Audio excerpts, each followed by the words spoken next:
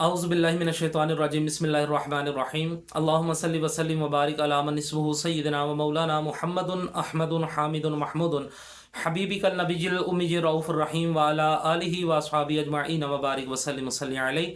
मुअज़्ज़िज़ सामीन कराम, अस्सलामु अलैकुम व रहमतुल्लाहि व बरकातुहू।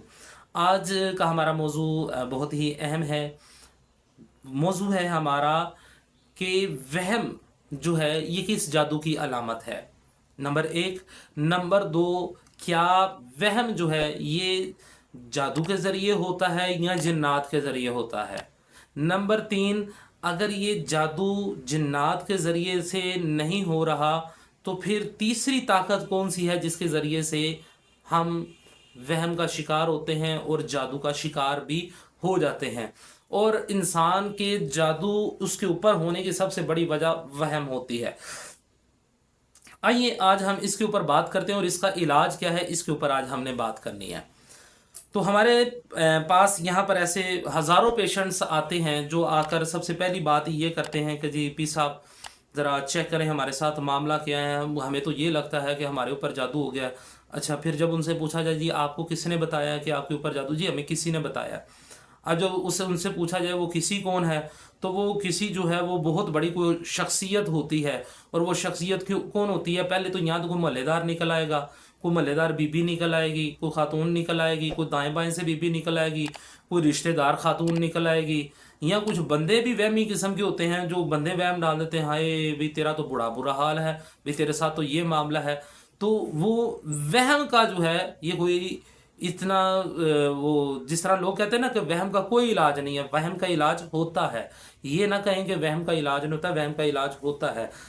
वहम का इलाज किस तरह से किया जाता है ये हम आखिर में बताएंगे। अब सबसे पहली बात ये है, क्या जादू के ज़रिए इंसान को वहम के अंदर मुब्तला किया जा सकता है? बिल्कुल भी नहीं।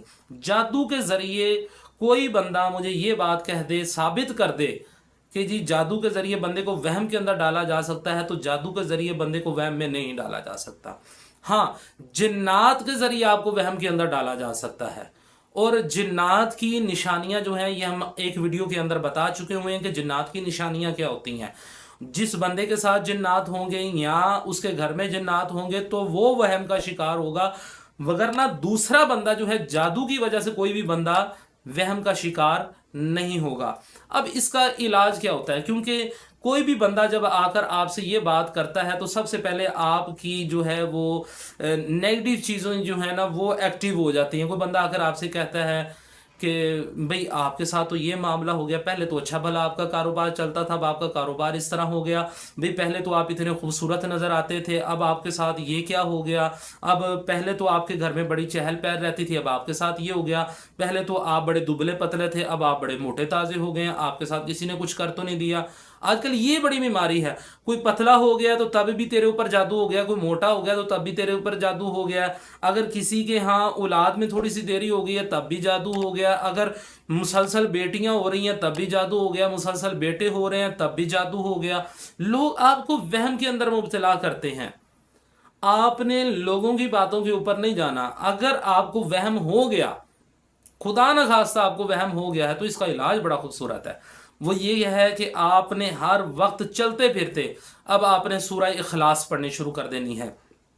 कुल हुवल्लाहु अहद अल्लाहु समद लम यलिद वलम यूलद वलम यकुल लहू कुफुवन अहद। अब मिसाल के तौर पर किसी बंदे को सूरह इखलास नहीं आती तो वो क्या करे, हर टाइम चलते फिरते या हय्यु या कय्यूम, या हय्यु या कय्यूम, जिंदा और कायम रहने वाले, या हय्यु या कय्यूम, हर टाइम इसका विर्द करना शुरू कर दे। अभी चंद दिन ही गुजरेंगे, आपका वो वहम भी ख़त्म हो जाएगा। और अगर खुदा न खास्ता अगर आपके ऊपर जादू भी होगा तो सूरह इखलास और या हय्यु या कय्यूम की बरकत से वो आपका जादू का असर भी हमेशा के लिए ज़ायल हो जाएगा। अल्लाह रब्बुल इज़्ज़त की बारगाह में दुआ है कि अल्लाह रब्बुल इज़्ज़त हमें कुरान और सुन्नत पर अमल पैरा होकर दूसरे तक पहुँचाने की सआदत और तौफीक अता फरमाए।